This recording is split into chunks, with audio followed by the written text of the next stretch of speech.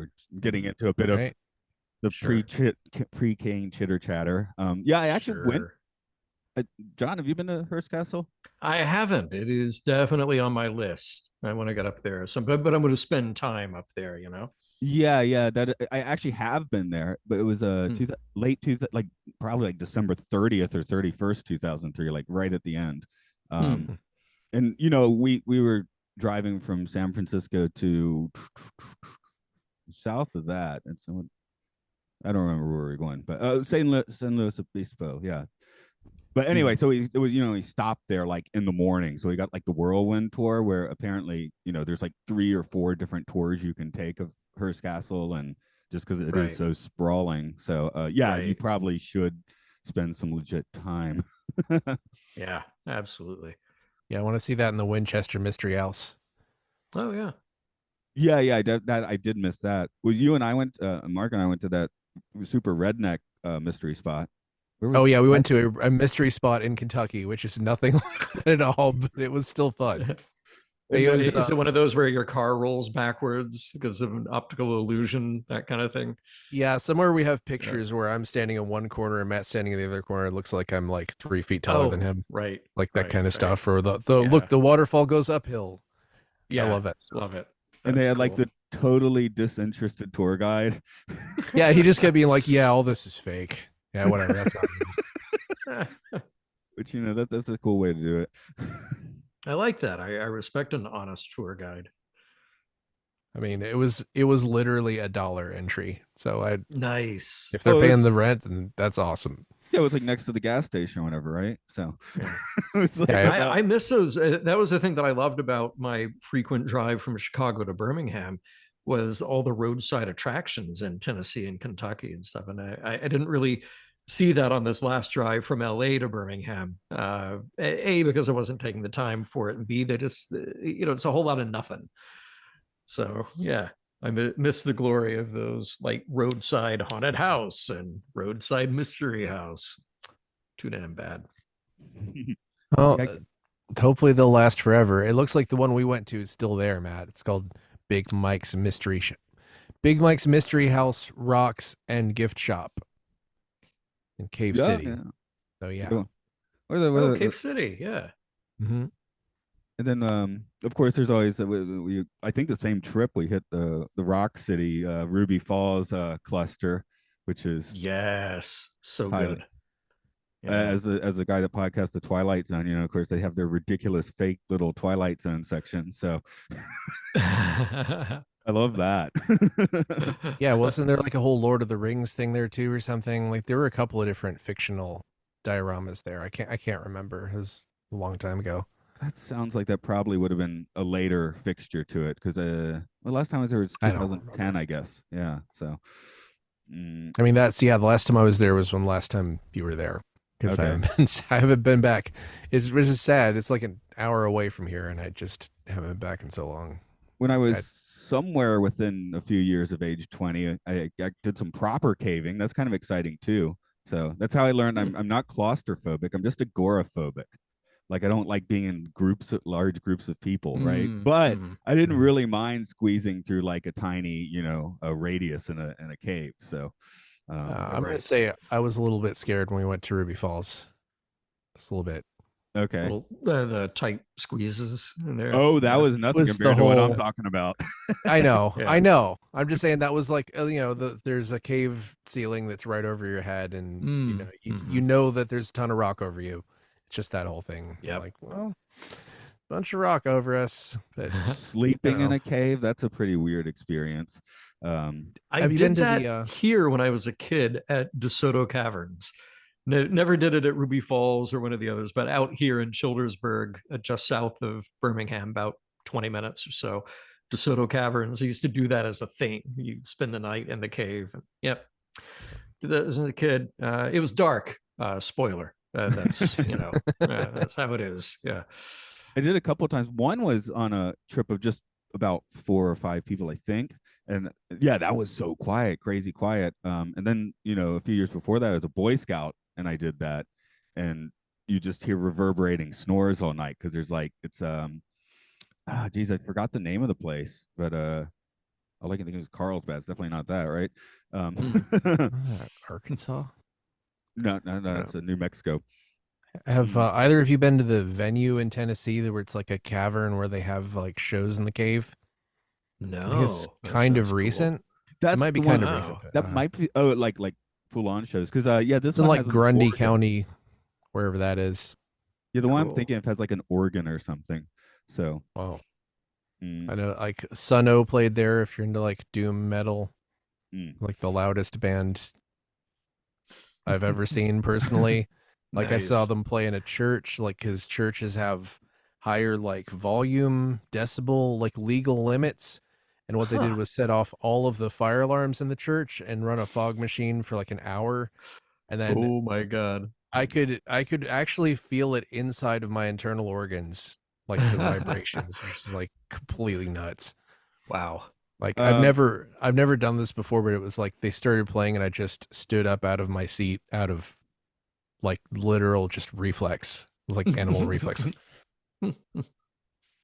hey, Mark, just to optimize time, I guess read your summary now, and I'll edit it in the right spot.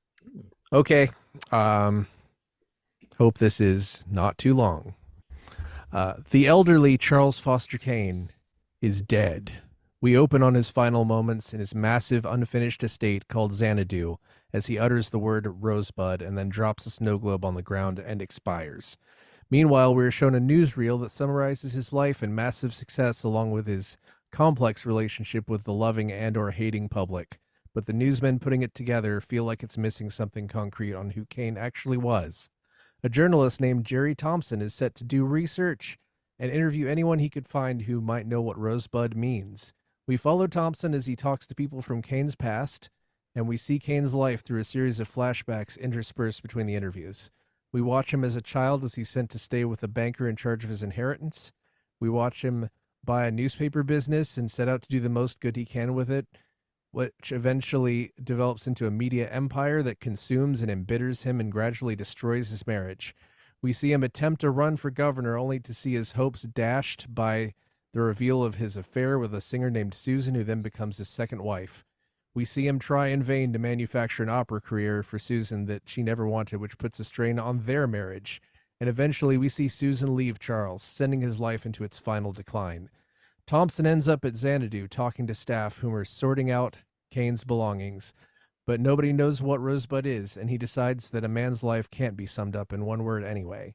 Finally, we see workers loading items that have been declared junk into a furnace and see that Rosebud was the name on Kane's childhood sled. It burns as the lettering melts away, and we leave Xanadu with a view of the thick black smoke billowing from its chimney into the thick gray night sky. That was remarkably succinct. Well, we Thanks. did. The last one I did, it went on for like 4 times as long. So, well done. thank Yeah, you. Luke was giving him dirty looks. That's one of the reasons I was like, "Oh, why don't you do it now? Because now you can just do your summary, and if it's longer, then it doesn't really matter." Yeah, I'm. No, we had Mike on, Captain Mike on for that one, so he's like, "Great job," because it's kind of a Yes, Mike was very nice and encouraging. Nice. Sorry I'm late, everyone. I just figured out what happened. I clicked the link for Matt's Twilight Zone podcast yesterday. Oh. So I've been sat on the host is in another meeting screen for 10 minutes. Oh no. Welcome. Okay. Well, It's okay. I've been doing the summary the whole time. yeah. Okay, you're For probably 10 about minutes, a quarter yeah. of the way through. Almost. But yes, we did do that, so we don't need to do it now. I'll splice it in the right spot. Cool. Nice. You got your correct number for this? I don't yet. No. Oh, 'Cause here, it's I got not, the list. It's not the next one, right? It's We're doing this one pretty far ahead of time, just because. Well, I want to, it's kind of the one you want to get done, right? 1, 2, 3, 4. Oh, you got it. Okay. 6. So it'll be if it's the 6th one, it'll be 94 or 95. I'm looking through 100, my list to 99, confirm 98, with you. 97, 90. Yeah, 95. Okay. 198. Yeah, I've got it, Matt. I'm good. Actually, it's 94. 94. 100, 99, 98, 97, 96. No, you're right. 95. Okay, just triple check it. I can't count. That's the problem. Don't Okay. feel bad. You're not the only one. John, this is pretty much the structure you've done with us before in the Sci-Fi Sanctuary. I just started calling Mark in more because we do these in the morning on Zoom, and he's usually around. And comedy tends to come from, I think, more than two people usually. I mean, there's funny bits in Mission Log, but three people just tends to add a little, or four tends to add a little extra spark. We've got paper, scissors, and rock. I'm rock. Matt's scissors, and Luke. Wait, no, that's not right. Matt's paper, Luke's scissors, and I'm rock. Okay. That's what it is. Sure. Yeah, I'm into scissoring. All right, let's rock. Nothing beats rock. In at number 95, it's the film that proves no matter how much media you own, how rich you are, or how many emerald mines your father had, you can't make people love you. This is Films and Filth, the Citizen Kane of podcasting, where we are going to get very pretentious today. We have Matthew, Mark, Luke, and John here to pass judgment on the movie Citizen Kane. I should put some detail into John there. That is John Champion from the Mission Log podcast. Hello. Yeah, hi. Definitely not the biblical John. So yes, thank you for clarifying. Yes. I am biblical. I've been living for 2,000 plus years, of course. Oh, that's very cool. I bet you have stories. I'm the mark of the devil. Okay. I'm the good. Luke like from a long time ago in a galaxy far, far away. Nice. Should I claim it better? I guess I'll just claim Matt Damon. You're go. Matt. You're what has no arms and lies in front of a door. Yep. And no legs. Matt. Mm-hmm. Yeah. That's not with two T's though, right? I like to identify more with Matt paintings where we add the E, and we see a lot of in this movie. Ooh, so we do a very expensive car paint job. Ooh, yeah, nice guitar finish. Yeah. My thought on Matt is like, oh, that's a comfortable games console to hold. So that's the classy option. I'm still working that out. Okay. But you get like a nice matte DS. It feels really nice. The shiny ones. Oh, yeah. Fingerprints everywhere. Yes. No, when I used to do when I used to do serious photography, I always bought the matte paper, not glossy. I didn't like photography on glossy, which could be partly because of say this movie, like the. I mean, this is like halfway to matte, I think, right? This is like pearl. This is something I wasted money on. Anyway. Yeah. Maybe partly because of Citizen Kane. When I went to Europe at age 17 and I came back and all of my pictures were like black and white, pushed film, high-speed pushed film on matte gloss paper. And my mom was explain to people what pushed film is. Oh, that's when you no have one 800. knows what that means. Sorry, yes, that no one knows today, especially. That's when you had 800 speed film, but you'd set your camera to 1600, so it'd look all gritty and crazy. And my mom was angry because it looked like I just visited World War II. So I thought a pushed film was like a Disney live action remake where they push it on you, but no one actually wants it. Oh, it's when YouTube makes a documentary and Apple pushes it to your iPhone. Yes. Mm-hmm. Where did you all start with this film? For me, I had my serious film dorking around the year 2000. I think I was a little late in watching this the first time because I didn't want to, it was at the late 90s, so I didn't want to watch it on VHS, and it took till 2001 for it to show up on DVD. That's the one I watched last night, which apparently has problems, but oh well. But I for sure watched this on TV out of sheer curiosity because they would show this on TV. I think the rights were sort of public domain-y in the as far as early as the 80s, maybe earlier than that. Yeah, RK was cheap, basically. But I didn't really appreciate it until I saw it in my college film class, along with a few other things, Bergman, Fellini, etc. But I really, really grew to love it when I was given the proper context and also forced to sit in a room and watch it from front to back. Yes. I'm kind of similar, a little bit all over the place. I grew up watching old movies whenever I could. And there was a summer that I lived in New York, from Birmingham, but I lived a summer in New York when I was about 14, and I was really lucky that there was a revival film house just down the street that had this incredible. I think they probably did 4 different movies a day every day, and I saw all kinds of stuff there. I didn't actually see Kane on the big screen that time, but it just sort of reignited my passion for old films. So Kane was right up there in a film class as well. I've probably owned every version of it on VHS, DVD, Blu-ray, etc. It's one of those things that's just always been around. But like you, Mark, getting context to put more appreciation around it for me really helped. Was that the Film Forum by chance? No, this was the Regency, which I think is long gone. It was like Broadway in 67, 66, around there. Okay, I had my own summer near New York where I got a. They basically had a Kurosawa series, and I also got the restored Metropolis. So I had my nice cool. The almost restored. I think they restored it a little more after I saw it, but most I think it was the one where they had a few scenes of text, and later they found that too. But yes, they kept finding stuff in Argentina, I think. Yeah, right. So good. They keep finding stuff in Argentina. Yeah, they keep finding German stuff in Argentina. It's so strange. Well, I'm 32 years old, and I watched Citizen Kane on Amazon Prime for the first time 3 nights ago. Whoa.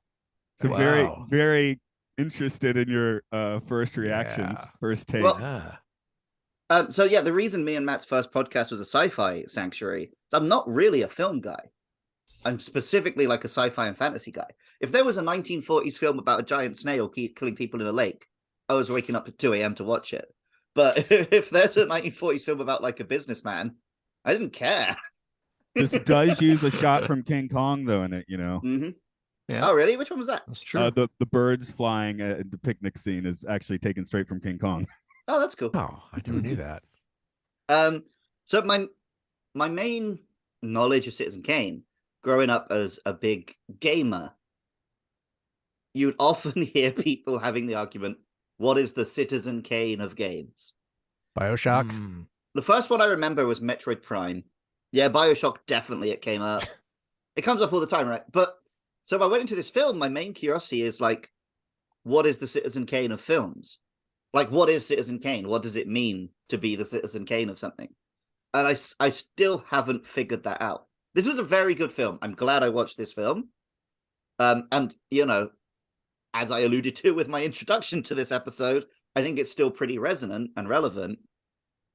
But I'm still not quite sure what it did. Like, I love King Kong, and that's like 8 years before this. And I can see a little bit how like cinematography has improved and storytelling has changed. But I'm curious to hear you guys sort of educate me on like why this film is so well regarded and is so important and what it meant for cinema. I love the way you phrase that. Why is Citizen Kane the Citizen Kane of cinema? like, what does that mean when you use that? I mean, I always laughed when Bobcat Goldthwait called Shakes the Clown the Citizen Kane of alcoholic clown movies. But it's like, but you know what that is. It's like, that it is the apex of that kind of movie. But Citizen Kane has the extra burden of being that representative for an entire industry. And I guess you can easily make the argument that it's not, because there are other movies that in other ways surpass it, maybe artistically, certainly financially. There are all these other attributes that we could add to it. But I think it's a combination of things. It pushes the boundary, pushes the envelope technically. Certainly Orson Welles as an auteur, that was a rare thing at the time, and it's still rare in cinema. There are very few people you can point to who do have total control over a movie, who truly get to make their vision. I think if a movie has withstood the test of time, has current relevance. I think those are all important aspects, but there probably isn't just sort of like a single one of those that would pin it in that position. I think we have to give it the entirety of those things. I would also give Citizen Kane a bit of credit for the time that it came out, 1941. Here's a movie that is, it's a character analysis told from other perspectives, that it has this weird sort of existential question at the core of it. Who is this person? Coming out at a time when most popular cinema was not that. There was a lot of smart cinema being made, but there was also a lot of entertainment, just sort of candy. Let's get your mind off the Depression. Let's get your mind off our potential entry into World War II. There's a lot of that stuff. And Kane didn't do well at the box office originally, I think, for that reason, partly, because this was a heavy theatrical character study with a lot of, I think it's asking a lot of the audience. But I think that's also one of the things that makes it stand out, because then in retrospect, you can look back and go like, oh, okay, I really enjoyed all the, George Cukor comedies that came out in the late 30s. And then here's this weird movie, but you know what? But that weird movie actually stuck with me. That weird movie is the one that I can watch again and again and get something new out of it. Whereas if I rewatch Bringing Up Baby or whatever, like, it's fun, but am I really getting something new out of it? So I think that's probably part of my answer to it. So something it reminded me of is when I first went back and read Dracula. Because you think of Dracula as like the origin novel of vampire and horror or whatever, you assume it's going to be very simple. So when I read it and it's told in like the form of letters and newspaper clippings, and it's this really modern way of telling a story, I was really surprised. And similarly, I went back to this, and because it is seen as like this originator of so many things, I assumed it would be a very simple front to back tale. And the way it's told, like you say, with these journalists going and speaking to different people and getting all these different sides of the story of different angles, different times, like the sort of way Nolan makes a film now, where it's back and forth all the time. I was really pleasantly surprised. It'll be an interesting contrast where further up on our list, we do get to Casablanca, which was never, that's like the studio system at its best. They were not going out to make a masterpiece. Everything just kind of clicked on that one. So it's like, it's cookie cutter, but it's like, really, really good cookies where, Orson Welles is a maverick in the real sense of the word, like mostly barring Hollywood types out of here. We'll get to the actors a little more, but almost none of the actors in this are Hollywood. This is Bernard Herrmann's first Hollywood score. Greg Tolan, cinematographer, had been around, but he was basically given carte blanche on this one, which cinematographers definitely did not get at the time. So I think there's probably... Oh, sorry, go ahead. I don't want to keep harping on the Citizen Kane of games thing, but just one more thing. You mentioned that it's so rare, Orson Welles being such an auteur. And that's really interesting because in video games, whenever there's an auteur director, the phrase people say is like, oh, in films, there's loads of auteurs, but it's really rare that there's an auteur in games. I think... No. Well, and even for Orson Welles, this is the only movie that he had that much direct control over it. That's it. So this is his one great example of being an auteur. After that, there was always some other compromise. And I think part of the legend of Citizen Kane is also that a lot of people who work in the industry or have aspirations of working in the industry, they see that as like, wow, that really is the ultimate expression. How in the world can a 25-year-old write, direct, star in, play this character over a period of nearly 60 years, something like that?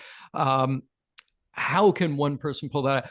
I wish I were that good. If I really apply myself, maybe I could be that good. So that's always like the example, like, oh, it can be done. That's so interesting because but I feel like one of the themes of this film is criticizing like the the rich guy who thinks he's king of the world or whatever. Right. And Yeah. one of the criticisms of that is like there's no such thing as a self-made man, right? Mhm. No matter how much you think you're a self-made man, you had a lucky break. You lived in a country which had roads and schools and Right. and like, Right. yeah, the idea that even in cinema, no matter how much the director's name is plastered over it, there's no one man who made a film. Right. Unless you're literally talking about Survivor Man, where he goes into the woods and films himself and edits himself. Yeah. Well, it's like really interesting to me that this is basically the film is about. I mean, the film is about William Randolph Hearst. The film is sort of about a guy who goes and takes on the world, and it's made by a guy who took on the world by making his entire thing, and then William Randolph Hearst took on Orson Welles by trying to bury this. And it's just sort of folds. It's like a thing that folds in on itself. And I think a lot of the reason why Orson Welles wasn't like handed more stuff or wasn't handed more control was because this kind of wasn't appreciated until the late 50s, I think. Yeah. Matt, do you want to weigh in on that? Because I think that it was because if you imagine, can you imagine how fast things would move during that period of Hollywood? Like 1958 would feel like just a different universe. Yeah, it doesn't get rescreened if it's not a big money maker. With this one, it didn't lose a ton of money at first, but lost a little bit of money. So its rise basically started after the war. They could start showing American films in Europe again, which they couldn't do for several years. So Citizen Kane showed in France. The French just gushed all over it. And then weirdly, it was kind of TV that did get Citizen Kane up on its legs in America, because again, RKO would sell their rights for very cheap, so anyone could show them, and they started showing this on the TV. Mark, just as a refresher, can you give folks the summary of this particular film? Okay. While Matt's editing things out, Mark, I want to ask you a question off air. Okay. Because we've got a little while before this one comes out. Do you want to record a bonus podcast where we do choose the Citizen Kane of games? Yes. Yes, I do. Yeah, sure. I'll put it out as a bonus with this one if you want. You because got a month. This isn't going out for like another month or two, right? Yeah, like a month and a half. So yeah, we can do that. Cool. Or you can do that. Awesome. I mean, you can. Yeah. Well, let's get granular with this one, I guess, and really get into the actors a little bit. I am curious how you feel about Orson Welles as an actor. This is my second favorite performance of his. Right. I know what the first favorite is. I know your first, but go ahead and say Unicron commercial. I mean, I think my favorite is the wine commercial. No, I do love the wine commercial. The French. He doesn't do anything. No, really. I think he does great here playing an older guy, and it's kind of interesting and sad how it's like we actually got to see him age in real time. Apparently he was constantly like wearing like corsets and taking weight loss pills to be slimmer in his youth, like even he was also eating period. 2 chickens for lunch. So yeah, so apparently who hasn't done that? I have. No, but I think his metabolism just like got slingshotted to hell. It wasn't like it's kind of sad. I mean, but my takeaway as well, Mark, was going to be the way he plays the different ages. If you told me it was different actors, I'd have believed you. Yeah. I mean, I couldn't, as a 45-year-old, I couldn't play a 20-year-old and a 30-year-old and a 70-year-old as well as he could at 25. Right. It's crazy. Yeah, watching it again, I mean, the number of differences in Kane's figure over the years, the makeup, the hairline, the clothes, it's all remarkable, and it really shows the height of that kind of attention to detail for makeup, because a lot of that stuff can look really hokey and theatrical and very fake to us now. In this, it really doesn't. They really pull it off in almost every scene. The other thing that really shocks me is his body language. Just from the time that you see him as this young, idealistic 25-year-old coming in to take over the newspaper, and his movements are very fluid. The dance scene for the party where he's on top of the world, that's great. You get to the end, and that scene where he's tearing apart Susan's bedroom is so sad, heartbreaking, and disturbing. And it's not just that it is this great long take of this person's just utter downfall, right? And unable to reconcile his own life, right? But watch his body language in that. He's got the makeup on, but his movements have changed. The way he uses his body is completely different from the guy that we saw an hour and a half before. That part of it is, that blew my mind again. That's one of those things that, again, watching it for probably the 20th time, it's like I'll focus in on a scene in a way that I didn't focus on it before, or bits of dialogue that I didn't really pay attention to before. So there's always something new in that respect when I watch. There were consequences to that scene too, sort of like Martin Sheen shattering his hand on the mirror in Apocalypse Now. Orson Welles did the same with the snow globe, and people around were a little disturbed by his acting in that scene. For a Star Trek reference, sort of like Avery Brooks and Far Beyond the Stars, where the other actors were like not comfortable around this. And Orson Welles was heard to be mumbling to himself after the scene with a bleeding hand, like, "I felt that. I really felt that." I mean, I don't. Maybe he meant his hand in that case, but right. Yeah, probably. Right. But yeah, that was like, for a second, I had this just brief thought, like kind of a practical thought. What if you flip Joseph Cotten and Orson Welles roles in this? That would have given Orson Welles a little bit more leverage to direct and not have quite as complicated a part. Would that make it a better movie? And then I thought, nah, there's the voice. He's so made for this. It's weird. I can't think of any other like director, writer, star who's like in, maybe, I don't know, Bruce Campbell. He wasn't a director.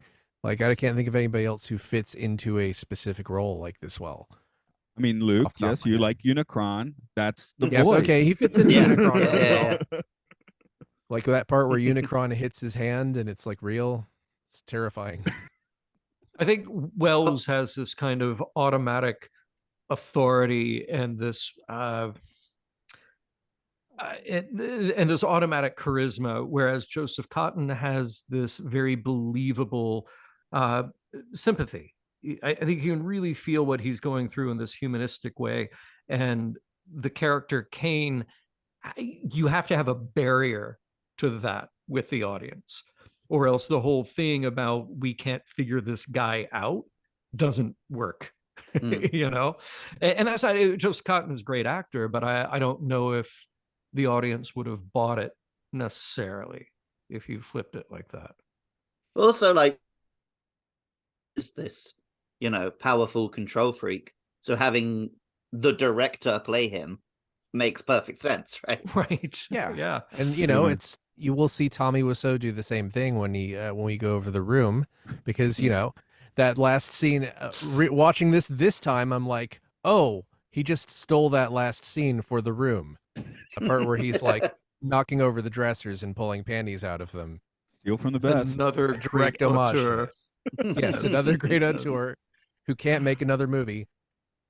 Actually, I think he has like a shark movie coming out or something, but who can't make another movie if there is any justice on this planet. Yes. From what I've heard, he's very difficult to work with. Shocking. No. So shocking. Although, I mean, there are better auteurs. It might just be advancing age, but it's hard. We don't get much from a John Waters or a David Lynch anymore. Well, I mean, David Lynch could probably make anything he wants to, but I think he's sort of cool with just doing The Weather every day, and that's he's done a lot of achievement. Yeah, he's got nothing to prove. Yeah, John Waters, nothing to prove. It's just like, it'd be nice to see another film. Oh, Or absolutely. Maybe you shouldn't make your last film. I mean, there's the Quentin Tarantino thing, like, I'm going to retire after my 10th film. Like, I mean, the idea that directors just don't have good last films. I just think the idea is you shouldn't announce your retirement, because how many times has Miyazaki announced his retirement now? Like 6? and he still has another movie coming out, I think. I mean, he good. does. He stayed retired for a should. good 6 years this time. I mean, that counts as a retirement, I guess. I think good that he's making more movies. I'm sure they'll be great. Whatever he makes will continue to be great. But it's like when you announce your retirement, like Jay-Z announced his retirement in 2003. Remember that?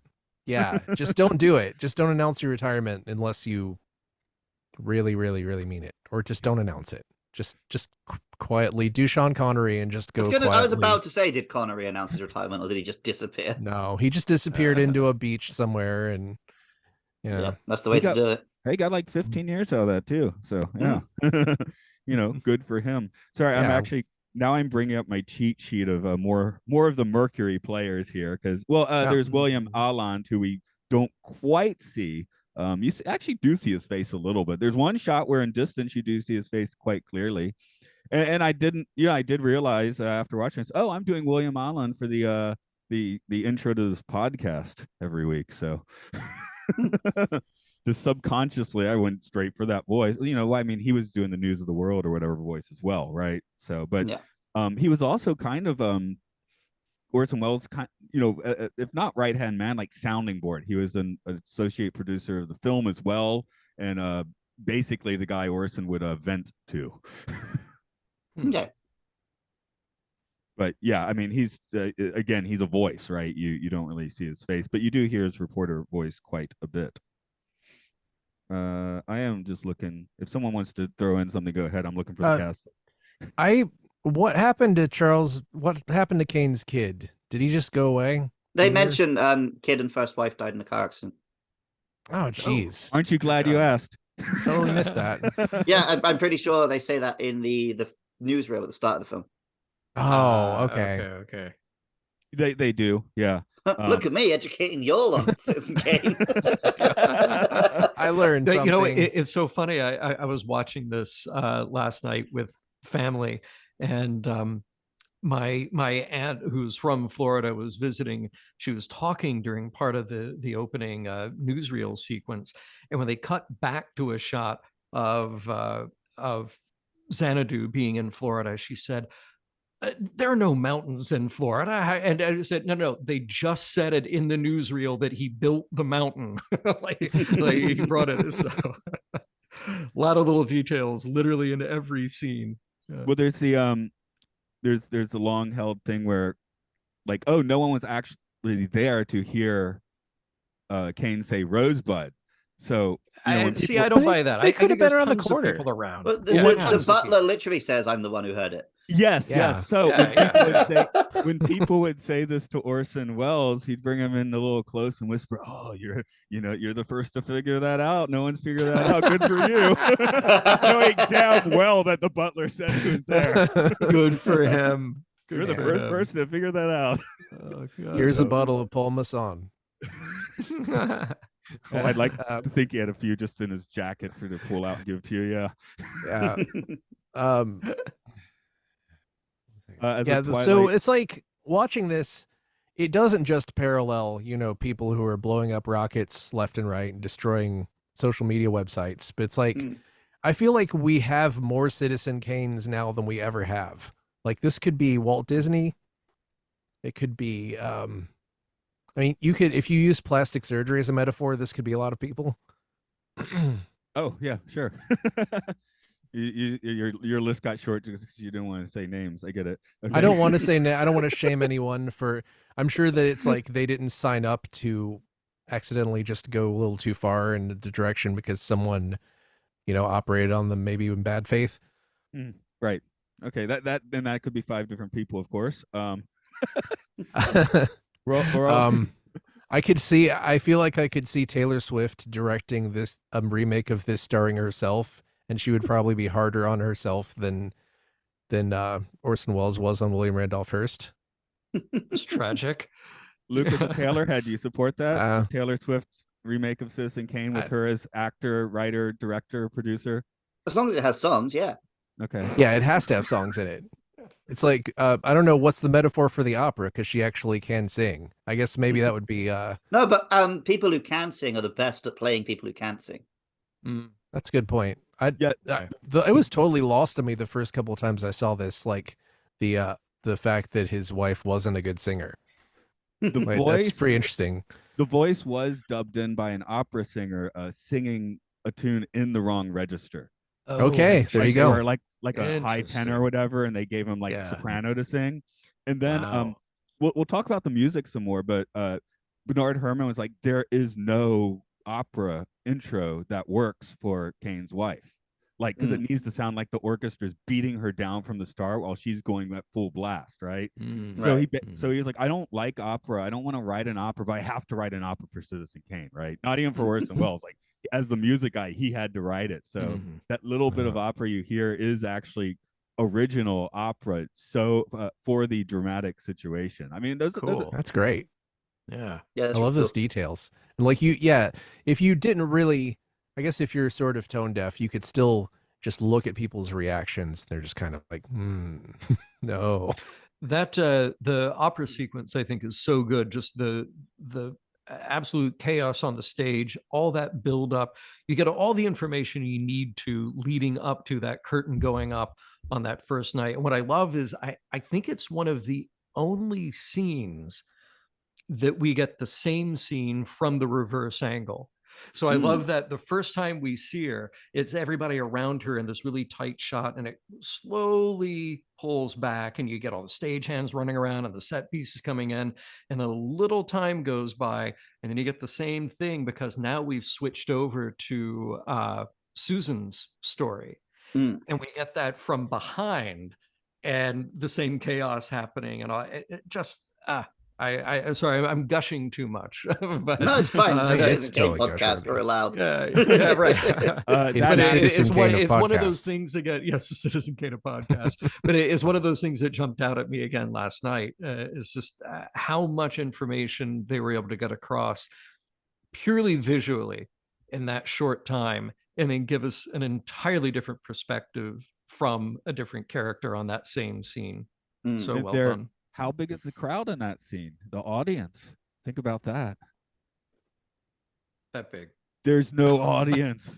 The audience There's is no audience? implied only. Yeah, Okay. to save money, there are no extras in the audience. There is no audience. They just Nice. imply it, and you Nice. think it's there. So, I should shout out that actor's name is Dorothy Comingore. Hopefully, I said that right. Her last name seems difficult to say in the same way mine seems difficult to say. So, yeah. And these are all, mostly imported from New York. The first wife, Emily Norton, is Ruth Warwick, who was also from New York, cast because Orson Welles said he needed a lady in the role, and there were no ladies in Hollywood. Oh my God. I Wow. love that. I love that. Like, they can't just act like lady; they need to be a lady. They and need I to need be to a bring them lady. in from the East Coast. Yeah, I mean, Wow. Nice. she definitely doesn't make the impact that the character of Susan does, but we do get the breakfast table montage, which is just pretty. Yeah, that was magical done on well. both of them. I mean, again, the entirety of a relationship told in one room. It was, yeah, a lot of fun. Done in reverse. They started in full makeup, and then the makeup artist would just come and take a few Take bits it away. off until they were no makeup. Keep in mind that people are like, you were so handsome in Citizen Kane. The worst one was like, I never looked that good at age 25. That was makeup. So the makeup guy, he didn't actually get credit because of Hollywood system rules at the time. And I don't know, I feel like this is a one where you have to shout out names when they need to be shouted out. And I'm still going through a very long cast list of every extra. Okay. Well, yeah, this is a film that's been written about and documentaried about from every possible angle. So I guess I don't think anyone is not listed who appeared in the film. Maurice Siderman. There we go. Okay, just he did not get an on-screen contribution, and he probably should have, because he was the makeup. Like we said, you feel like you're watching a 78-year-old man. It's relatively convincing. The credits generally were pretty short on this one, I thought. In all movies of this vintage, they're pretty Yeah, short. true. Yeah. No, but They I think probably because they're at the start of the film, sometimes they feel really long. Yeah, I just saw the film Tar. Have you seen that yet? No, it's No. about to come out in Japan in like a week or two. It's fantastic. I highly recommend That's what I've it. heard. Yeah.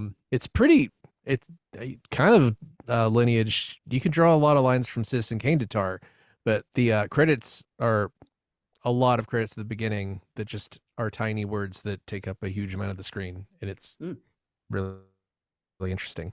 Here's Well, speaking of lineage from Citizen Kane to films, Mhm. you guys know more about films than me. What were the innovations of this? Why is it heralded as like Well, creating the art form so much? one of the first things that someone told me that stuck with me is the like the camera that goes in through the skylight at the club. Oh, I towards the noticed beginning. that. Yeah, Yes. yeah. Yeah, that was not a thing. I was actually going to I had a pre-made answer for your question Oh. there. Go ahead, that please. This is for Luke's question. That this is a special effects heavy movie. 40% of the shots, according to Robert Wise, the editor, also director of Star Trek Motion Picture, he said 40% of this film has some kind of special effect, and on some reels, it's 80%. Yeah. So a lot of them are practical in part so they could edit as they were making. That's why we have so many long shots. That wasn't a Hollywood thing. I mean, I don't want to get too in the weeds, but let's take the scene where Kane is getting his age 25 inheritance, right? So the Hollywood thing to do is to have an establishing shot of the room where you see the actors, close-ups on the people speaking, maybe a medium shot with two of them speaking. This is one shot.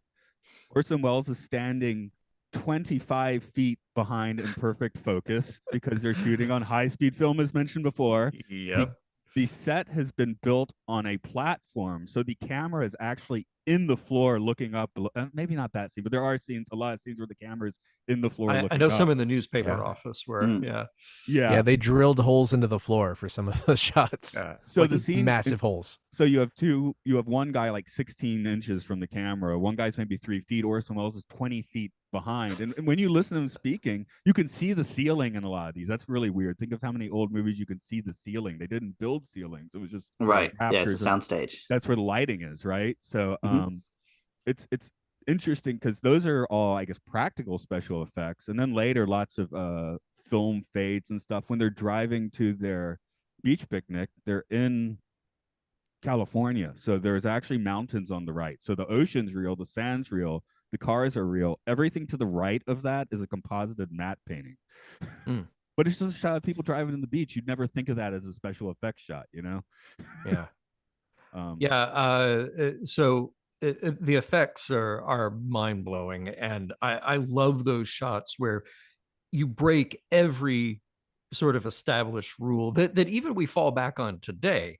Every established rule of cinema of just letting the camera linger in these really wide, sometimes very uncomfortable shots. Think to the end of the movie when they're at Xanadu and you've got Susan up front, Kane way in the back of a room, where you're just letting the camera sit there and you as the audience feel the discomfort of that distance instead of pushing in and getting coverage and getting every little detail.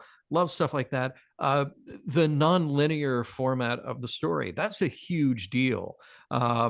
To be nonlinear and to be told from multiple points of view, to do all of that at once in a movie. Usually, you know, even if you're going to tell a nonlinear story, usually have an omniscient camera or an omniscient POV. And this is that all goes out the window. And I think it all serves absolutely to support the thesis of the movie. So I think those things make it truly innovative. And I love the effects that you can't tell are effects. Like I love, of course, the camera going through the El Rancho sign on top, because you can tell that it's a model now, although it's still very seamless, very well done. I would say it's better done than that shot opening up the cage where you go in on the model of the Enterprise and you composite that with the bridge. This is more effective than that. But it's the scenes that you can't really tell are effects. You just know that something is a little weird, just something is a little off, a little surreal about the scene. I also think, this is kind of rare at a time. Of course, 1941, wait, was it 40 or 41 that The Great Dictator came out? these are very, very few movies in that time that were specific political, personal. You could call it more satire on Chaplin's end, but I mean, this is a real movie of commentary about a contemporary living figure. And you can see how that would make, well, Wells a bit of a target at the time. This is Hays Code era that we're in. And most movies are kind of scrubbed a little bit clean, a little squeaky clean for the audience. And this, you don't have things that break the code, but you do have ideas in here that an audience in 1941 are surely going to get about the guy that he is. Right. I'm looking for the right word. It's not a lampoon. It's not a satire. But it is a very pointed critique. Yeah. It's I'm trying to think who is that person today? Is it Rupert Murdoch? That was my first thought. It was just Rupert Murdoch. Except I don't think that Rupert Murdoch has like any of this passion. I think the reason I brought up, I'll say it out loud, Musk, Kane's obsession with people loving him. Like you hear about these meetings that Elon Musk is having where he's like, I've owned Twitter, I've made all these changes. Why are my tweets still not getting liked? And then people are getting fired for turning around and saying, people don't like you, man. Right. Yeah, and I'm, as big a critic of his now as any, but like probably 10 years ago or however long ago, I definitely thought, well, that guy's doing cool stuff. He's doing a lot of great things with his billions of dollars. I'm looking forward to the future of this universe. And now it's like, oh God, he's just tweeting. Somebody does a report on something he did and he tweets, or he responds to them with the poop emoji. Yeah. Yep. Well, I'm so just excited to see not SpaceX thinking of do- things that NASA thought about 60 years ago. Like, Right. You got to blow up a few Well, rockets before you get one that works. Look, he had to launch it on 420. Okay, it was funny. It was really funny. laugh. Ha ha ha. The people will laugh. Poop emoji. They'll laugh when I tell them to laugh. I could get slightly Britannic if you want. I'm pretty keen up on what the controversy was and how it rolled out right now. If anybody wants the details on that. Yeah, do it. Yeah, I love this stuff. Okay. So Spill the tea, Matt. Orson Welles shows up in 1939 with the best contract to this date in 2023. I mean, no one has gotten like, you get to do everything. We can't tell you what to do. You get final cut. That still doesn't happen much, right? No. So Hollywood, For a 24-year-old kid. Yes, Hollywood was not happy with him first, but he got support from a gossip columnist, Hedda Hopper, and geez, I'm forgetting her name. Last name's Parsons. Luella Parsons. Thank you, Luella Parsons. They liked him. You know, the middle-aged biddies were like, "This is our young man," right? So they go through the film. The film's made. Hedda Hopper sees a rough cut. She was told she'd get to see the first screening, and she decided that was a rough cut, and was like, "Oh my God, this is an attack against Hearst," right? Told Parsons. Parsons wrote for Hearst, so it's unclear if Hearst himself ever directly did actions. It might have even been his son trying to protect the family name, or just like local newspaper guys, like trying to set up stories to make move up in the ranks. Like I think it was Oklahoma City or something, where the police were like, "Don't go back to your hotel room. There is a 14-year-old girl there and a photographer in the closet." Don't. So he didn't go. He went straight to the train station. Wow. Things like that. But the idea. Again, Hearst, if he did see himself in this, there were a lot of details. There were a lot of details from other magnates of the time. Like Hearst was one of the models, but like earlier, you're like, "Oh, it's Musk, it's Musk," and I'm sitting here like, "Well, there's at least five people you just described." Same thing with Citizen Kane. There were, at least 5 people or more that he was looking at. So yeah, like it's the whole that class, right? Yeah, there was the ones who should be first up against the wall. like there's one where he basically implies that Susan's lover should be like killed. He's like, well, Hearst won't get angry because then he'll be like admitting he does that kind of stuff, right? Right. Yeah. Granted, he himself did not. It's not even clear if he ever watched the film. That's why they were showing it in 2012 or 2015 or whatever at the Hearst estate. So the company in January of 1941, because the movie was supposed to come out in January or February. Hearst put a boycott on anything RKO. There was talk of with talking to Louis Meyer at MGM of just buying the film and burning it, which what they started having like a lot of private screenings. That's where the Hollywood people started to turn around. Like, this is a great film. So, by March, if they had actually bought the film and burned it, that would have not made people happy. Enough people Right, at that point, like, you just burned a masterpiece, you idiot. So they do a lot of promotion in March, but still don't put it out.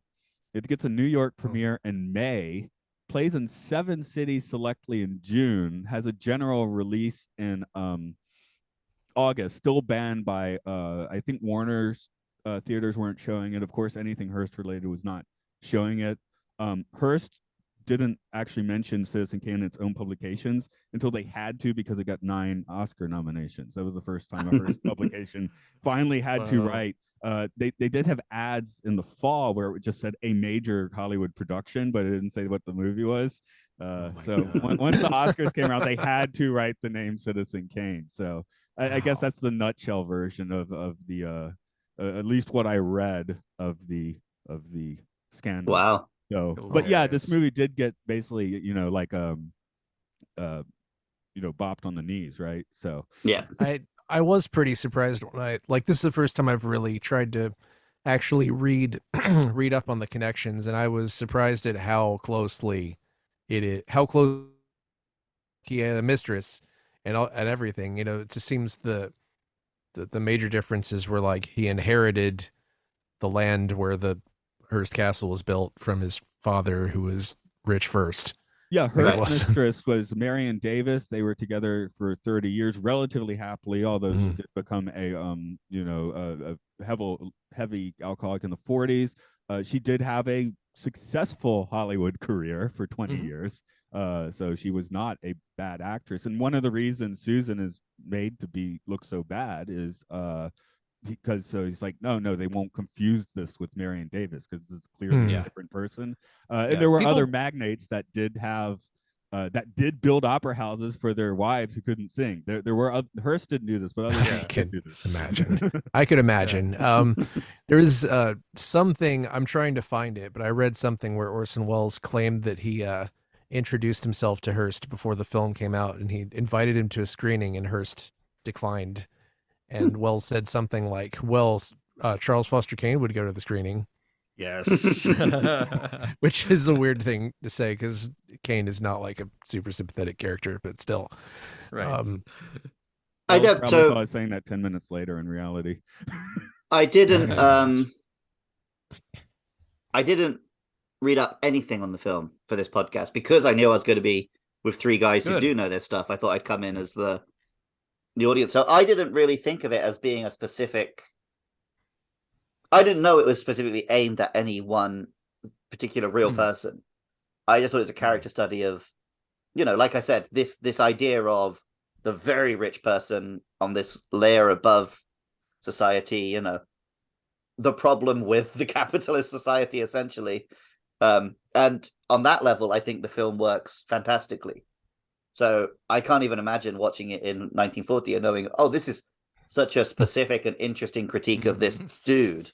It would be like a whole nother level. I think that's what, something that really points to it being timeless is that it is cool if you know the history and you know exactly who he was going after here and what an audience in 1941 would have thought. But the fact that there are so many things, I mean, we're all sitting here watching it last night, and as soon as that newspaper headline pops up after the election, fraud at polls. Oh my God! I had to pause it and walk away for a second. This is so close to home and so prescient. But it's stuff like that. But also just this grander Maybe it's critique. because Kane never won the election. Until you said that, I hadn't even thought of Kane as a Trump figure. But yeah, that's another one you could direct it at. Yep. Yeah, I guess Yeah, the difference that Trump proved was that like no scandal can break you when you've got that kind of momentum behind you. Right. It's it's a little different because he has sort of the contrarian vote. Well, but I guess the same, but the whole thing of like just picking the current guy and accusing them of being a criminal. Yeah, of course. And also, it hit me for the first time this time how absurd it is that his wife, the opera singer, was on the front page of every newspaper, like opera singer. Yeah, that's ridiculous. Sells out. Like, yeah. That's in crazy. quotations, sellouts in quotations. Let's not forget that. That's a little inside joke. Like, wow. It's but yeah, this the first couple of times I saw this, well, the first time I saw it and like really got into it was in the 90s, where this was before 9/11. There wasn't the 24-hour news cycle. There wasn't the Fox News spin going on. There was, Rush Limbaugh and things like that, but they were still kind of fringe. And now this has become much more mainstream and much more scary. Yep. And real. Yeah. That's depressing. Thank you. We're all sci-fi heads here for the most part. For the all part, actually, excuse me. But I was thinking, like, if you showed me the plot description of this, or even like showed me like the script dialogue, give me a story synopsis, I probably would not be interested in watching this movie.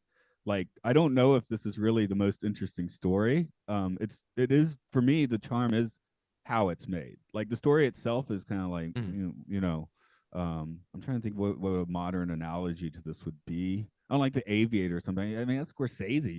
I never actually watched the Aviator. I mean, maybe. It's pretty good. It took me a while to watch it, and it is pretty good. Okay. I wish there were more scenes of him yelling things over and over, because that was my favorite part. But yeah, the story for this isn't really my kind of film, except that the music is, and the cinematography is, and the acting is, right? The story itself actually leaves me somewhat cold. Well, I mean, what makes a man. I mean, that can, it's hard for any of us to relate to this particular guy, but I don't know. There's some truth in there for everybody. It's just, I think a lot of times movies lean on making the main character the richest guy in the world because it's fun to play with your box of toys if it's the richest guy in the world. Like Batman keeps getting made over and over because it's fun to make Batman. You can make Batman do anything. He can buy anything. Yeah. But what I'm saying is the execution of the movie does make me invest in the story, does make me like it, So yeah.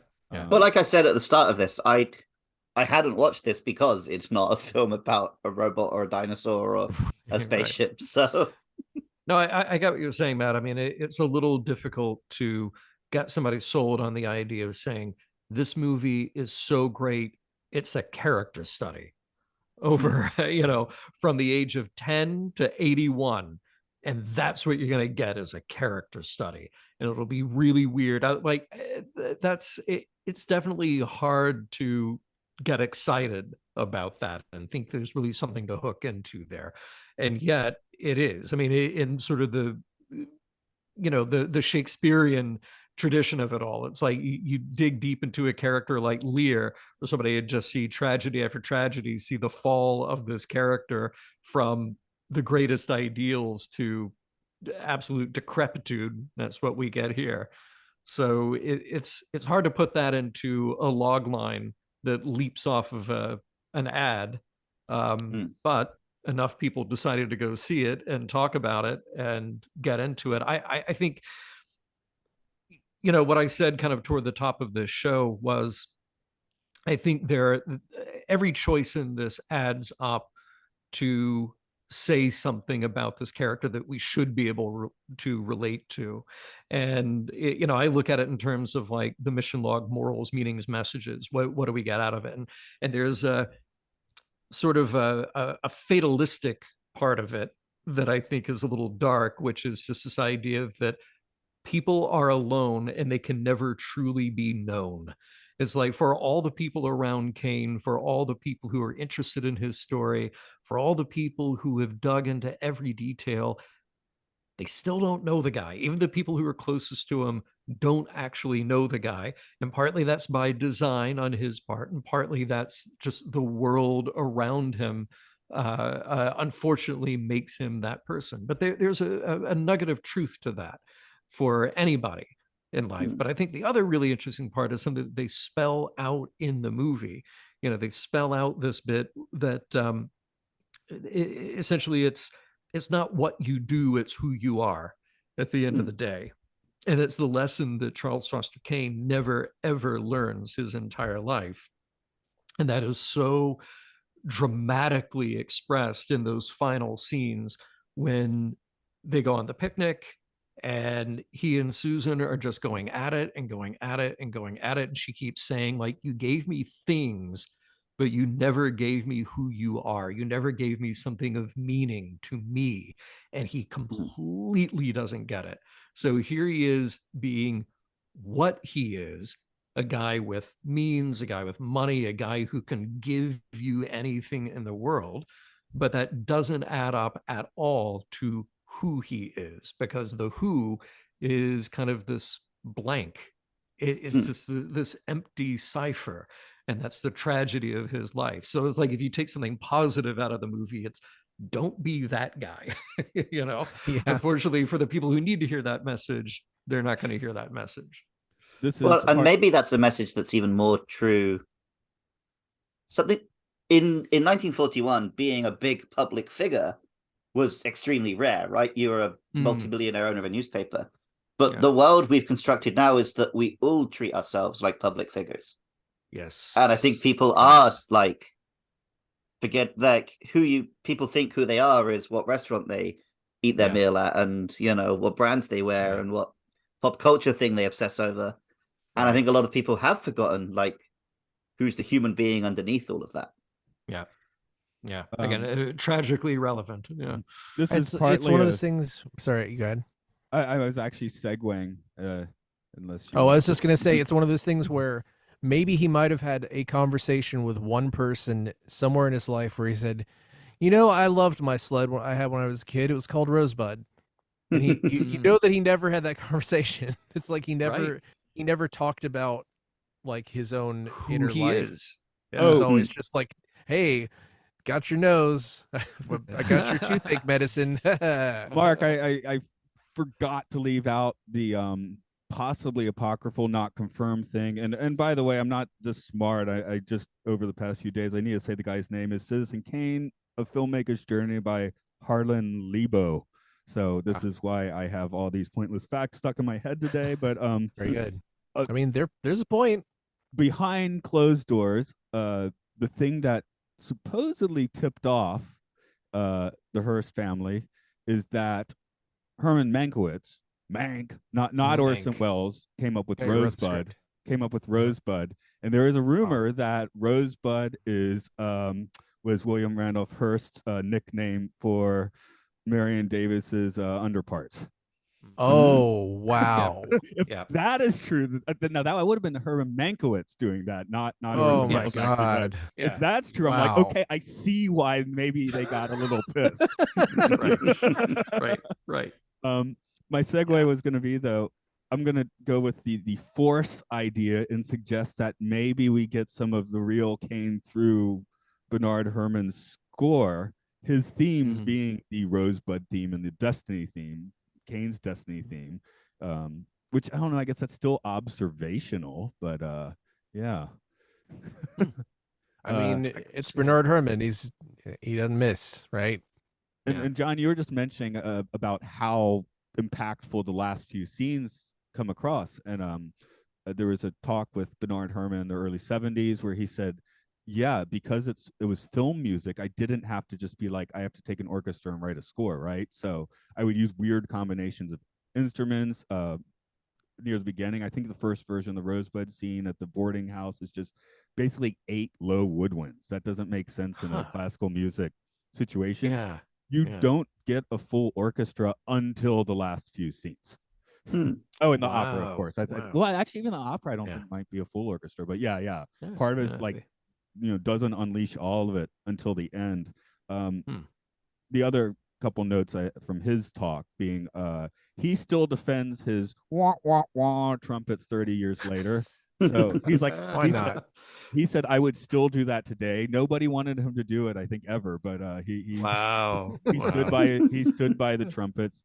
Like And he Hearst also- saw that and then he had to bury it. It's like, no trumpets. And the Rosebud theme, which you first hear at the boarding house, he basically says, "I spoiled the movie if you were really paying attention to the music, because the Rosebud theme's right there when he first meets Susan, who looks a little bit like his mother. There's a theme a little bit like the Rosebud theme. So you know, I'm a musician. These are details I wouldn't get if I hadn't just like read a thick book. So yeah. Well, we kind of grew up on John Williams, which is a much more heavy-handed approach than this. Yeah. It's like, although I will throw for the past 4 years, because of COVID, 3.5, I've been playing with the orchestra, and we have been practicing Dvorak's New World Symphony endlessly. Actually, 2 years we didn't play at all. So realistically, I've been playing it for 1.5 years, but that's way too long to practice anything. It's very stuck in my head, and the Destiny theme is pretty similar to some of the themes in that symphony, which is fine. I mean, that's Dvorak is his Ninth Symphony. He stole a bit from Beethoven's Ninth Symphony for his ninth, right? It's a normal thing to do. Actually, a lot of composers do that. When you do your fifth and your ninth symphony, you're supposed to steal from Beethoven a little bit. you need to see Tar as soon as you possibly can. I guess that's next week then. Okay. Yeah. Yeah, Everything you probably just is in said. that film. Everything you just said relates directly to that. Anyway, not going to spoil anything else. Okay, cool. Because I already forgot what I said, so that's cool. I wouldn't, when you have This a preloaded orchestra rant. stuff. Yeah, when you have a preloaded rant, you erase it after that, right? Oh yeah, the orchestra stuff. Okay. Yeah. See, that one made sense, but sometimes Matt has his preloaded rant, and it's just like it's not related to what you said, but he just has to get it out. Well, we can't have the preloaded rants getting deleted. No. But one of the best things I ever heard about any kind of criticism or writing is you don't have to express every idea you have. And Very it's good something point. that I struggled with a lot when we first started podcasting, and now I've learned to like sometimes just like, the conversation's moved on, I can let it go. Yep. Are you okay that I just posted our Metropolis as a bonus?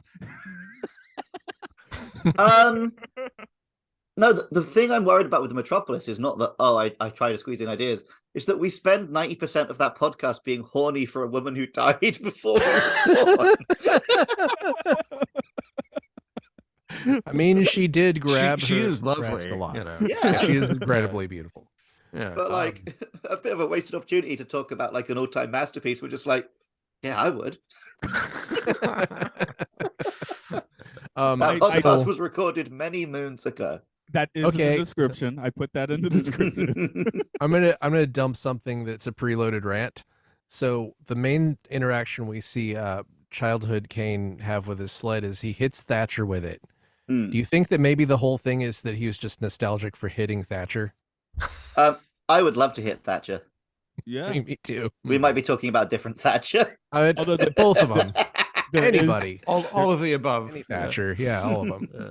There is a disturbing thing that Agnes Moorehead as Miss Kane seems like super cold, like she's giving away her kid, and Dad's all happy and jolly, and the last line is like, "You're gonna have to give him a thrashing." No, that's where he's going, so you can't do that anymore. It's like, whoa, that's a turn. So I think we get so much from that short scene of more complicated parents than we get from stuff from this era for the most part. Yeah, because the scene is definitely like, oh yeah, Dad's good.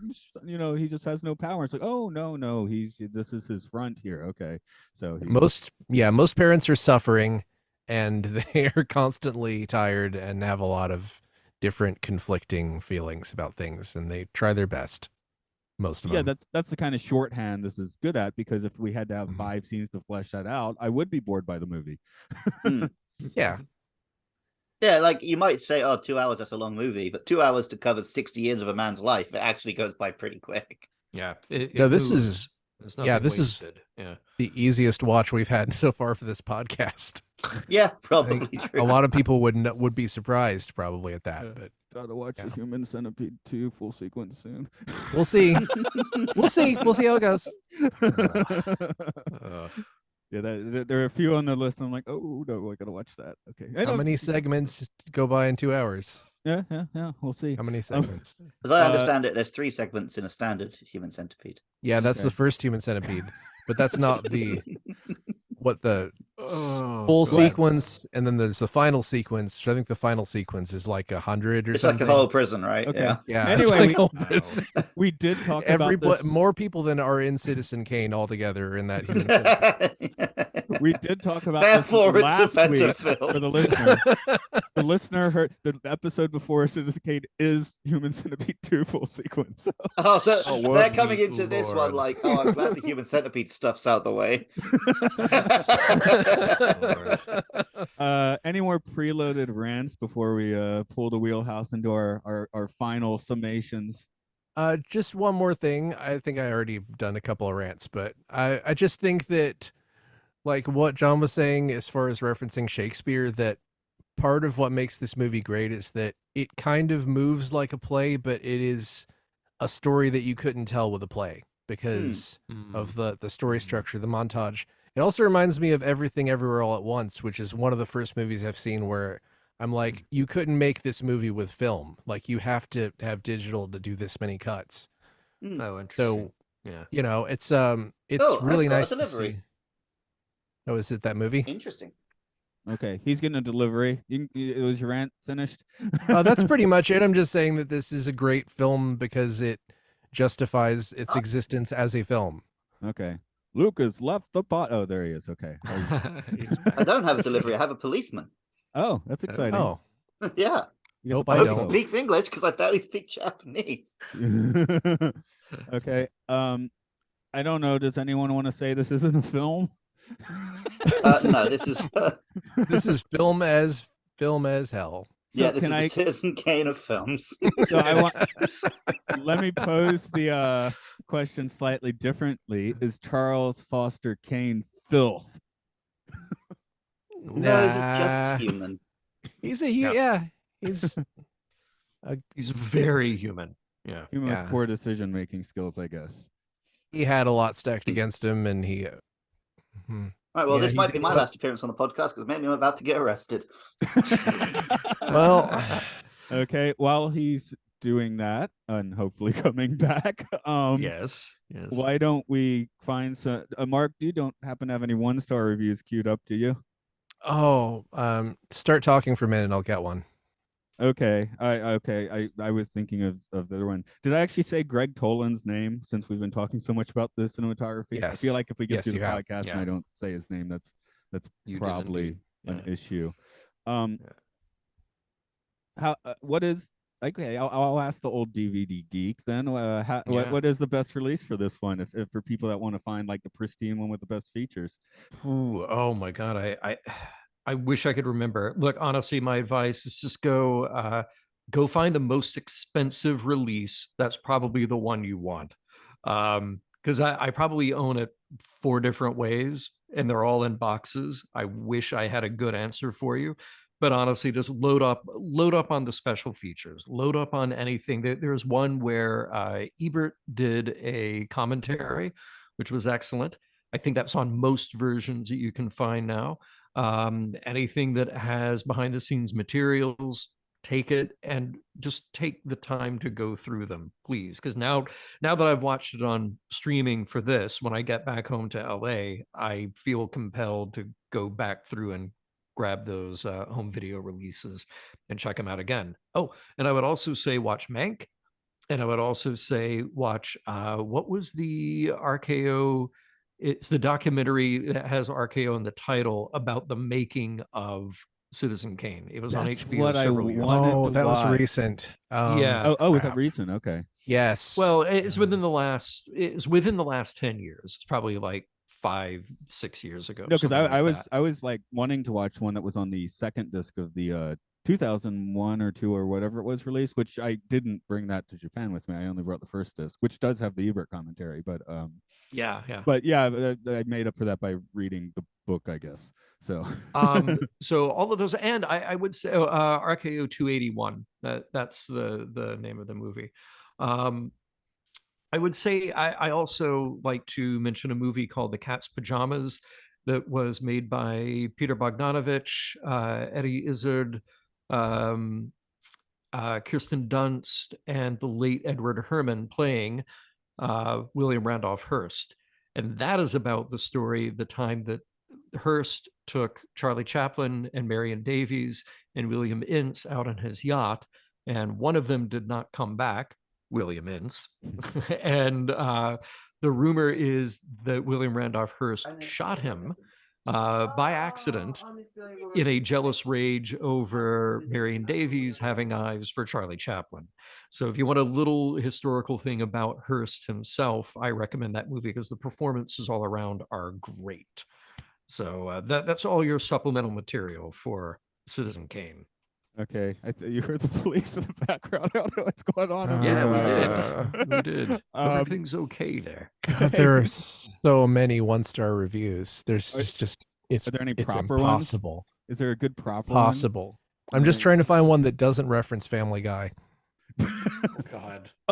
One thing is, I definitely not written by Bernard Herrmann, but what is his name? It's Mr. Burns. I could never get that out of my head. Oh yeah, that too, for sure, because I saw that first. Okay, I've got weird when it's Charlie Kane. That doesn't sound right to me.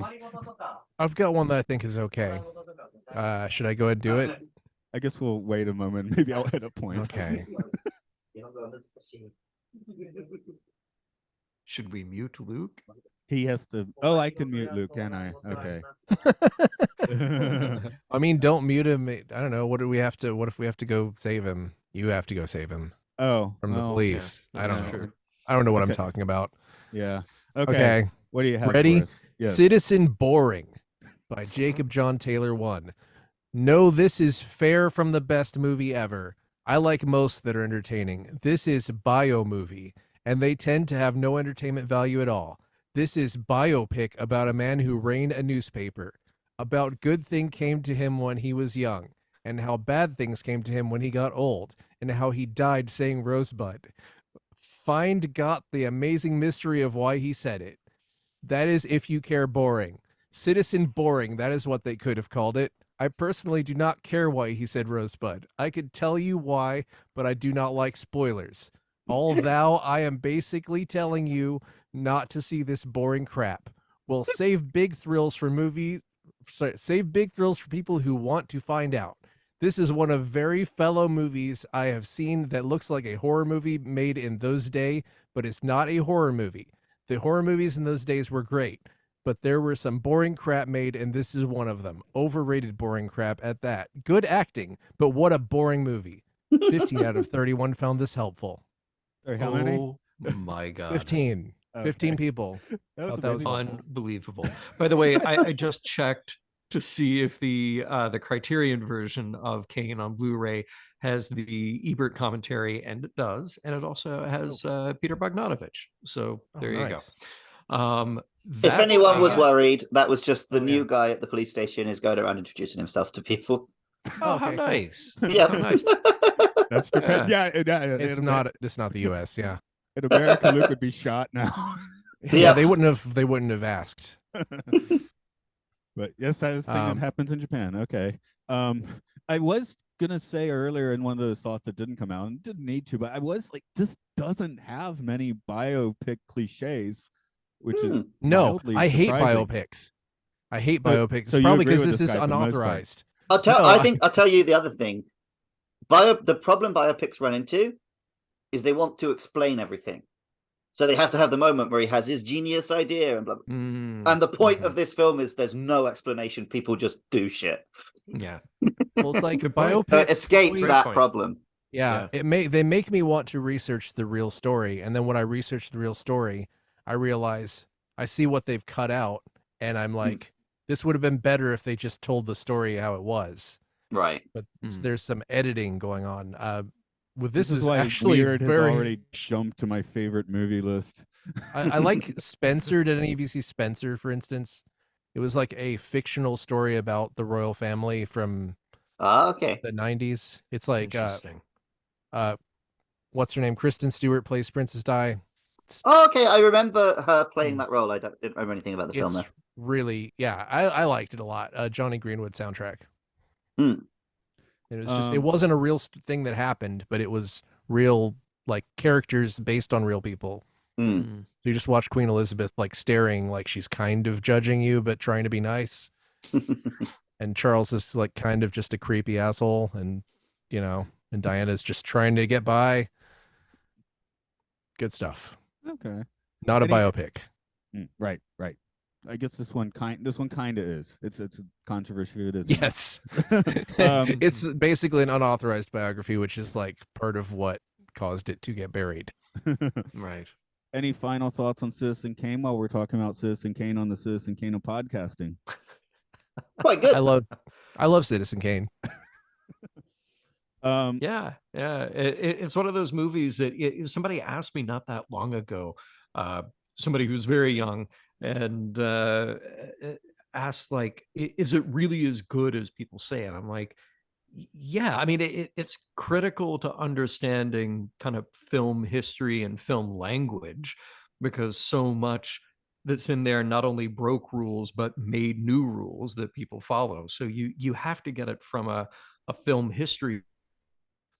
But then, just as far as seeing a masterclass in like art direction, cinema as a visual language, and an incredible performance, you really owe it to yourself to see it. And I hope that it keeps getting lauded the way that it does, because I hate the idea of a movie like this falling farther and farther down a list, just because it becomes passe or doesn't feel relevant. But I have to tell you, watching it again last night felt even more relevant than watching it 5 years ago or 10 years ago, and in not all great ways. I think in a way, Citizen Kane the film is a lot like Citizen Kane the man, in that it is amazing and incredible and important, but nothing is as big as the legend that Citizen Kane has. Well said. And I think finally watching the film after hearing about it for 33 years, it was a bit like finding out Rosebud is just a sled. It's like, oh, it's just a great film. Yeah, That's it. right. That's the end of the story. There you go. Yeah, good. And that's the other thing. Like, I would hope that people don't think that this is inaccessible, or it's so artsy that you have to go take a class in it. Like, no, you can just be in that world in the film for a couple of hours and get a lot out of it. Yeah. And you know what? Sledding is fun too. There you I think go. it'd be great to have a sled. I think the sled is underrated. Just slide down the side of a mountain. That's what Luke and I do when it's snowy. Does that mean SSX Tricky is the Citizen Kane of games? Yes. Okay, there. You don't have to do that other podcast. No, we have to debate it for an hour. Okay. Closing out today, John. This is June as people are hearing this. So, any clue what's going on in the mission? God, I have no idea. I know we're just barreling toward the end of season 3 of Star Trek Voyager. So come join us. Podcast.roddenberry.com. There you go. Okay. Hey, Mark, you want to do the other thing? Oh, you can find us at on social media at somewhere. Yeah. Do we have a Facebook or a Twitter? Mastodon? Northwest. We might at some point. We'll have one. Don't worry about that. But what you should worry about is find us at patreon.com/podcastiopodcastius. Please throw us a few dollars to help pay the server and hosting bills. We really appreciate it. Get some bonus content there. More and more bonus content all the time. Check out our other podcasts. I think Imprisoned in Prison on the Prisoner Prison Cast is probably wrapping up just about now, or just did. We have Luke Loves Pokemon, where Luke professes his love for Pokemon. We have the Game Show About Games. Hyrule Field Report. You're probably in the middle of playing Zelda Tears of the Kingdom right now as you're listening to this, and I'm very jealous of you, future person. What else do we have? Occult Disney podcast. We have Time Enough, the Twilight Zone podcast, which should be about season 4 by now. No. No? Okay. I think it's Season still 3 is deep in really season 3. long. Season 3 is long. Looking forward to season 4. Hey. I think that's all the podcasts. Okay. On air proposal. Next week's episode is going to be Street Fighter: The Legend of Chun-Li with guest James J. Moyles. Perhaps we should talk about the Citizen Kane of gaming in that episode as well. We'll see. We'll see how much chat we get out of Street Fighter. Is Street Fighter 6 coming out before that? It'll be out around the same time, I think, because I think that comes out in Oh June. my god, I can't wait. You fight a refrigerator in it. Okay, Okay, so well, maybe you're the Street Fighter partner that Jay's been looking for, because none of the rest of us can play with him. He's too good at fighting games. Oh no, I'm not good. I just like playing them now and then. But I'm okay. Okay. I'm serviceable. Also, you all should follow me on Instagram at Buscularly if you want to see pictures of Japan and Korea, because I don't post on any other social media, so you might as well. Yeah, I'm currently not posting on anything, and maybe for nice, the isn't foreseeable it? future. Yeah, it kind of is. Okay, well, I'm off to my personal Xanadu, but that's going to be the disco one with Olivia Newton-John. There Nice. we go. Yeah. I gotta go Great have song. a shower because I've been sat here in my gym sweat this whole time. I'm gonna go make sure there aren't American police at my door. Good call. Okay, All right. he's making a clap. He's clapping. He is. He is. Okay. Quite the clapping going on right now. Wow, it's getting faster and more furious. Yes. Perfect. That was an accurate recreation. Beautiful. Oh yes, the light golf clap. I forgot all about that. Mhm. It's a GIF. It's a You classic think I was just GIF. doing it for gigs?